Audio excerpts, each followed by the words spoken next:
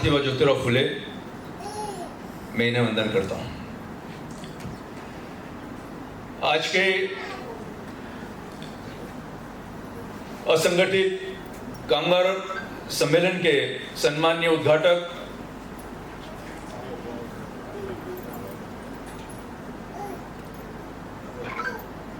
जयदेव जी कवाड़े साहब, राष्ट्रीय मजदूर सेना के राष्ट्रीय अध्यक्ष और राज्य के मुख्य मार्गदर्शक आदरणीय प्राध्यापक जोगेंद्र कवाड़े सर, मेरे मित्र भुसावल से आए हुए कामगार नेता अरुण दामोदर जी, हमारे मित्र एडवोकेट राहुल बनारकर जी, मेरे मित्र एडवोकेट उदय मालाधरे जी,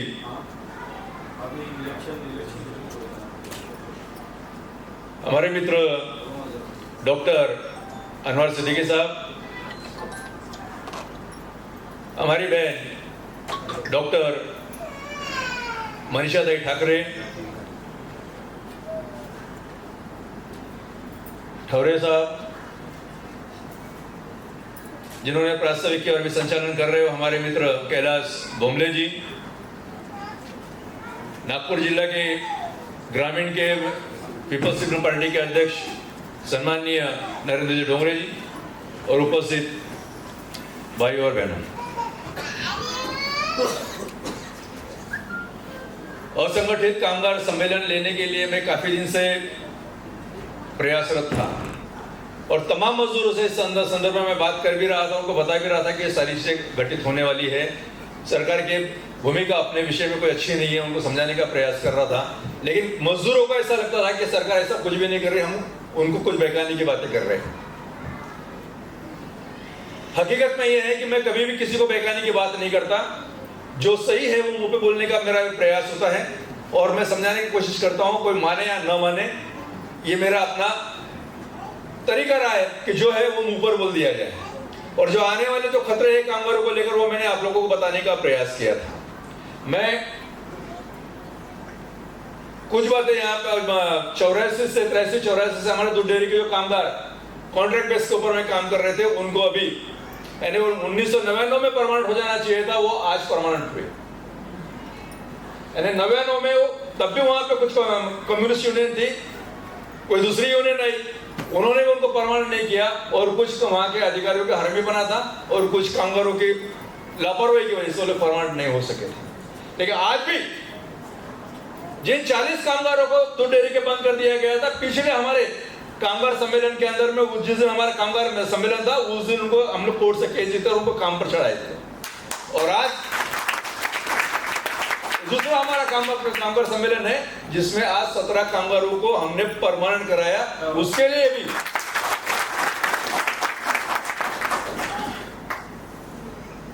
हमारे एडवोकेट साहब लोगों की हम लोगों को तमाम उनकी हमको मदद लगी, उन्होंने हमको तमाम सहकार किया। लेकिन जिस तरीके से मैं बताना चाहता हूं कि जहां तक कोराड़ी में मुझे 25-30 लाख रुपए का प्रॉब्लम मिलता था, उसी तरीके से दूध डेयरी के अंदर में मंत्रालय से सेक्रेटरी का मार्फत यानी इन अधिकारियों को आदेश आया था कि विजय पाटिल को मैनेज किया जाए। लेकिन आज तक कवाड़े सर के साथ रहते हुए विजय पाटिल किसी को भी 1 रुपए का दाग विजय पाटिल के ऊपर नहीं है और आज तक विजय पाटिल किसी के प्रलोभन में आया नहीं। भले टूट चुका हूं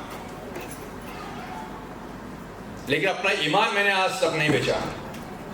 मैंने ये बात सर को भी बताई थी, जब सर इलेक्शन में खड़े तब मेरे को 20 लाख रुपए का ऑफर आया था। लोग कांग्रेस वाले मुझे कह रहे थे अरे आप ले लो 20 लाख रुपए, आपका उम्मीदवार हारने वाला है। मैंने उनसे एक ही बात कहा कि आप लिख लो कि हारने वाले उम्मीदवार के साथ में भी ईमानदार लोग हैं और वो ईमानदारी आज तक इस मूवमेंट के अंदर में मैं लेकर चल रहा हूं। मेरी माँ ने भी मुझे वो सिखाया था और मैं कवाड़े सर के साथ मैंने भी आने के बाद में उनके साथ में जब मैं उस समय दलित मुक्ति सेना से आया तब मैं भी उस मूवमेंट के अंदर में अपने आप को पूरी तरीके से मैंने झोंका और मैं आज भी पूरी ईमानदारी से कामगारों का काम कर रहा हूं। मैं इतना बता देना चाहता हूं, जिन 17 लोगों को हम लोगों ने परमानेंट कराया, परेशानी काफी आई,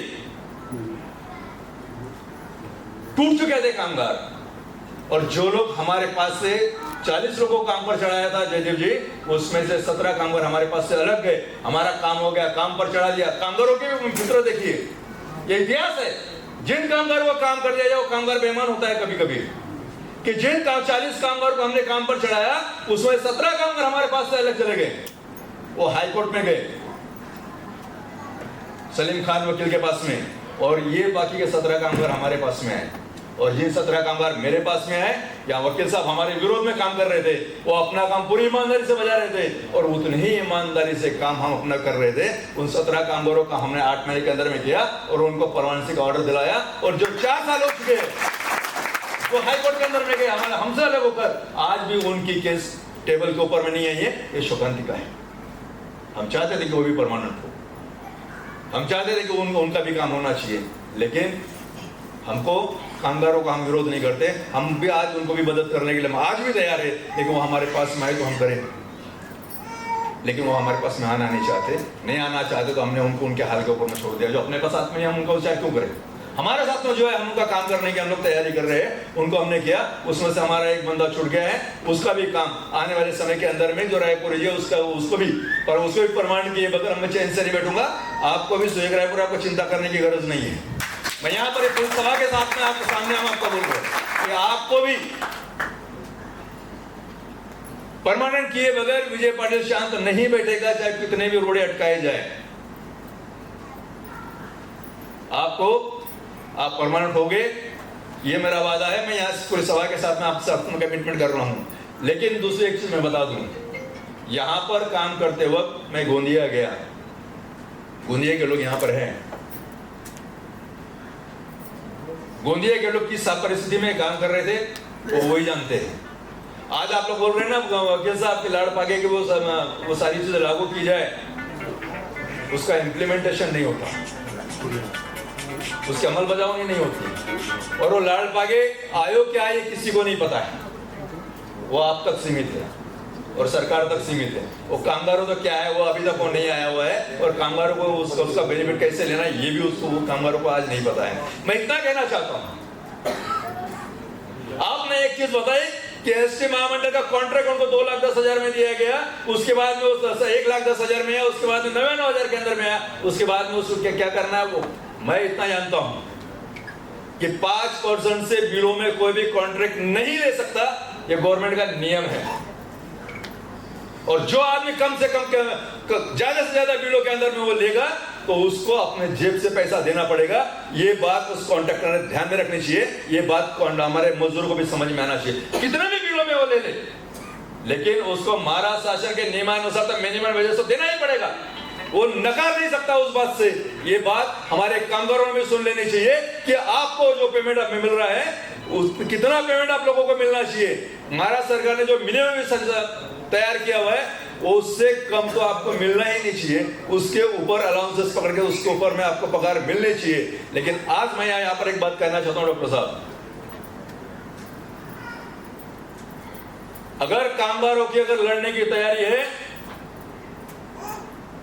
तो कामगारों के फायदे के लिए, उनके पूरे हक दिलवाने के लिए विजय पाटिल अपनी जान भी कुर्बान करने को तैयार है। इस सभा के अंदर मैं बोल रहा हूं, आज सब लोगों ने बताया कि इसके लिए हमने आंदोलन किए।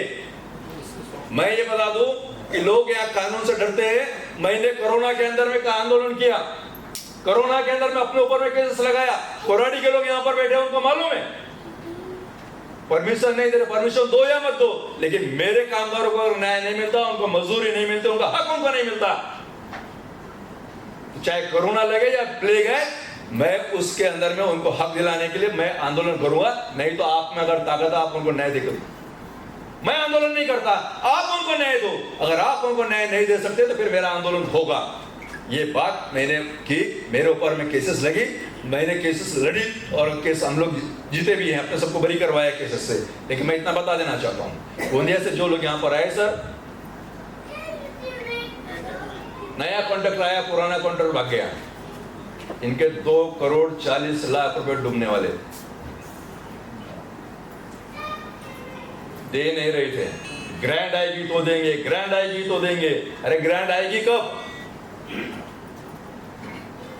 मैंने वहां के डीन को पकड़ा, ये परमिशन उसको आपने जाने की कैसे दी? आपने उनके एनओसी लिए क्या? उनका पूरा हक दिए बगैर कॉन्ट्रैक्टर जा नहीं सकता, ये नियम है, आपने जाने कैसे दिया? हमने आंदोलन करके 2 करोड़ 40 लाख रुपए मजदूरों के हमने दिलवाए। और उस आंदोलन के अंदर में जिन कामगारों को बंद किया था, उन कामगारों को भी काम पर लेने लगाया। मैं ये कहना चाहता हूं, मैं बाकी नियम के ऊपर मैं बोलना नहीं चाहता हूं, मैं इतना कहना चाहता हूं, कॉन्ट्रैक्ट पद्धति बंद करने के लिए अब मेरा प्रयास है, हम तमाम जो हमारे पास सहकारी हैं सबका प्रयास है कि कामगार पद्धति बंद होना चाहिए। क्यों बंद होना चाहिए? आज जो कॉन्ट्रैक्ट पद्धति जिन लोगों को मिल रही है, ठेका जिन लोगों को मिल रहा है, वो कोई सामान्य लोगों को ठेका नहीं मिल रहा, वो कॉन्ट्रैक्टर को ठेका नहीं मिल रहा। यहाँ के जो गुंडागर्दी करने वाले लोग हैं,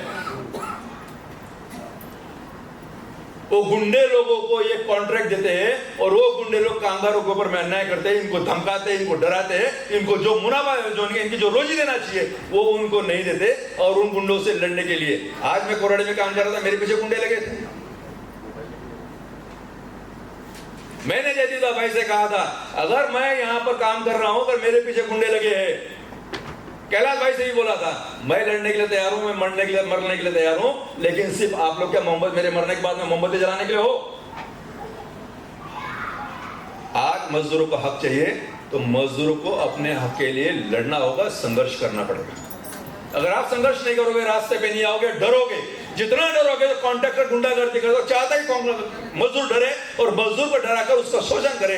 अगर जब आप डरोगे नहीं, आप अन्याय का प्रतिकार करोगे, तो कॉन्ट्रैक्टर को भी विचार करना पड़ेगा आपके ऊपर में अन्याय करने के लिए। अगर आप एकजुट रहोगे तो आप पर कोई अन्याय नहीं करेगा, और आप एकजुट नहीं रहोगे तो आप पर अन्याय होगा। आज जितने वक्ताओं ने यहाँ पर बात की है, सभी ने बोला कि हमको संगठित होकर लड़ने की बात है।